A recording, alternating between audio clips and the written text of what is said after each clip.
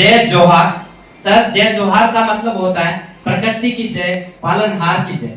क्योंकि हमें सब कुछ अन्न जल जो भी है वो जीवन के लिए आवश्यक चीजें वो प्रकृति देती है, तो हमें प्रकृति की जय बोलनी चाहिए। इस वजह से हम आदिवासी ट्राइबल कम्युनिटीज एक दूसरे से जब भी मिलते हैं संबोधन के रूप में जय जोहार शब्द का प्रयोग करते हैं।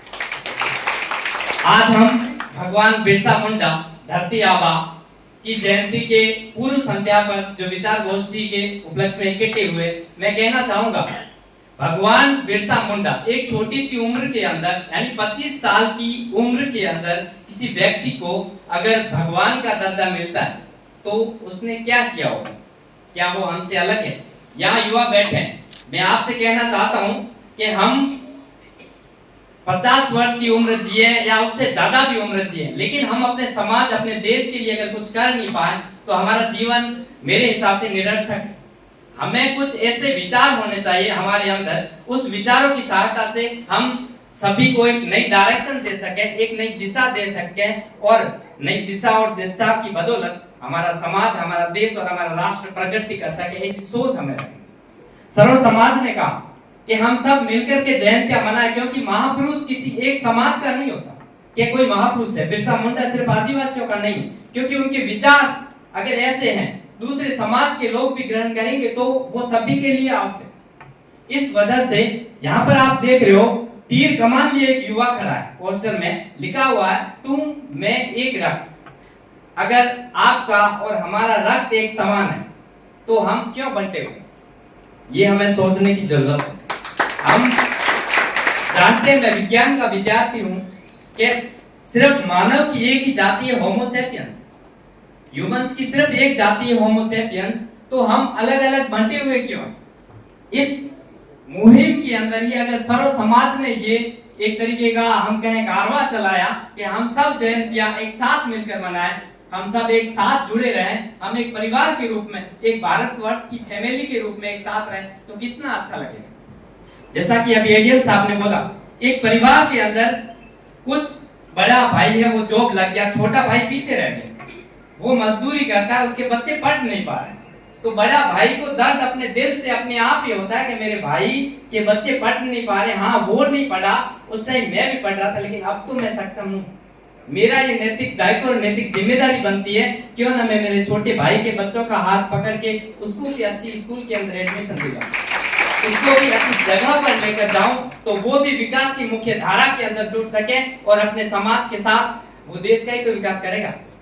क्यों हम जानते हैं समाज की कड़ी व्यक्ति मिलकर समाज बनाएगा, और समाज अलग अलग समाज मिलकर के एक देश का निर्माण करेंगे।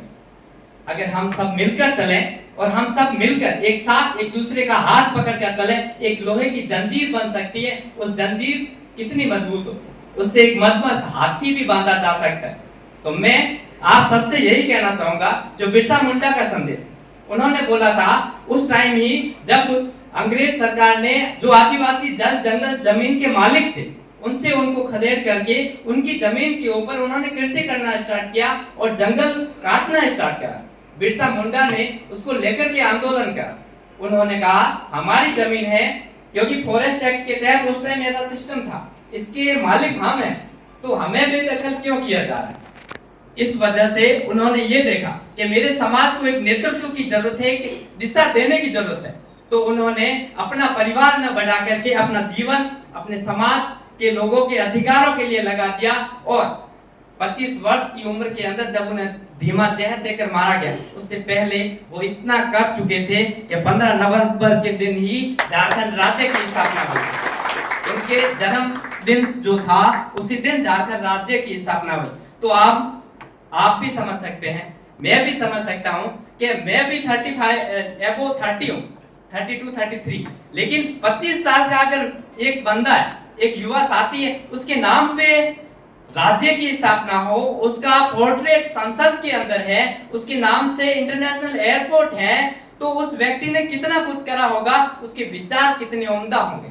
ऐसे विचार हर समाज के लिए, हर प्रबुद्ध जन के लिए, पूरे भारतवर्ष के लिए मैं कहूंगा इतने ही उपयोगी हैं जितने हम आदिवासी समाज के।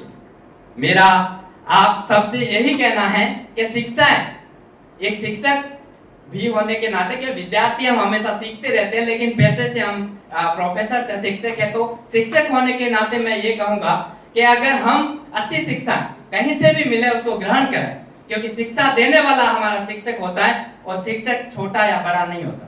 शिक्षक वो है जो हमको ज्ञान की बात बताए। हमें ये नहीं सोचना चाहिए कि कोई छोटा बोल रहा है तो छोटा बड़ा कुछ नहीं होता, विचार उठता होता है। व्यक्ति महान अपने विचारों से होता है, चाहे स्वामी विवेकानंद जी को लीजिए, चाहे बिरसा मुंडा जी को लीजिए। यहाँ पर आज एक छोटी सी अपील के ऊपर, शॉर्ट नोटिस के ऊपर सर्व समाज के लोग आए। मैं कहूंगा इससे बड़ी एकता की मिसाल या एक परिवार की बात और क्या होगी कि आप सब, हम आदिवासी, जो हम सर ने बोला एक पिछड़े तबके से अभी तक एजुकेशन की मुख्य धारा से भी नहीं जुड़े हैं, और यहाँ पर एक प्रोग्राम करा, उस प्रोग्राम में मुझे संयोजक की जिम्मेदारी दी। मैं नहीं सोचता कि अभी यानी इतना बड़ा या इतना अनुभवी मैं हुआ हूँ, लेकिन मैंने मेरी पूरी कोशिश करी कि मेरे वरिष्ठ समाज के प्रबुद्ध जन, अदर सोसाइटी के प्रबुद्ध जन, जहां तक मैं पहुंच सकता था कॉल के जरिए, रघुवीर सिंह जी, प्रदीप जी, चांदाराम जी, बाबूलाल जी धंधे, ओमेश सिंह जी गोदारा, हमारी पूरी आयोजन कमेटी के जो मेंबरान थे, सभी ने सब व्यक्तियों तक पहुंचने की कोशिश करी कि ये एक सामाजिक प्रोग्राम और ये एक मुहिम चलेगी बाड़मेर से। और हमारे लिए गौरव की बात है कि सर्वप्रथम बिरसा मुंडा जी की जयंती को बाड़मेर में सर्व समाज में एक साथ, हम चाहते हैं इस तरीके के आगे भी प्रोग्राम हो, हम सब एक साथ मिलकर के रहें। और जैसा सर ने निवेदन करा था, मैं भी उसी बात को कहूंगा, जहां भी हमारे समाज के व्यक्ति को, हम तो कोशिश करते हैं अगर लगे कि ये भी हमारा भाई है, उसको जरूरत है और जरूरतमंद है, और अगर हम सक्षम हैं तो हमें उसकी सहायता करनी चाहिए। क्यों? क्योंकि अगर वो आपसे कोई मदद मांगता है तो आपको ऊपर वाले ने उस काबिल बनाया है कि सामने वाला मदद मांग रहा है, और अगर आप उसकी मदद नहीं करते तो मेरे हिसाब से आप अपनी जगह सही नहीं हो। क्योंकि कोई व्यक्ति आपसे मदद तभी मांगेगा जब आपको उम्मीद होगी और आप उसके लायक होंगे, उसके काबिल होंगे।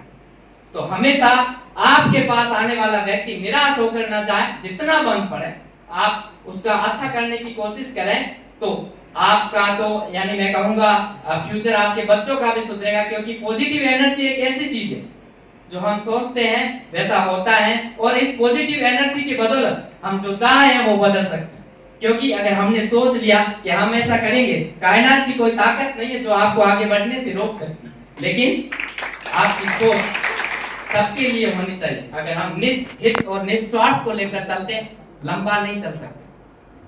हमें सभी को साथ लेकर एक परिवार की तरह की सोच लेकर के, एक भारतवर्ष, एक फैमिली, इस तरीके की सोच लेकर के चलना चाहिए और सभी का आगे बढ़ाने के लिए अपना योगदान देना चाहिए। आप सबका बहुत बहुत धन्यवाद।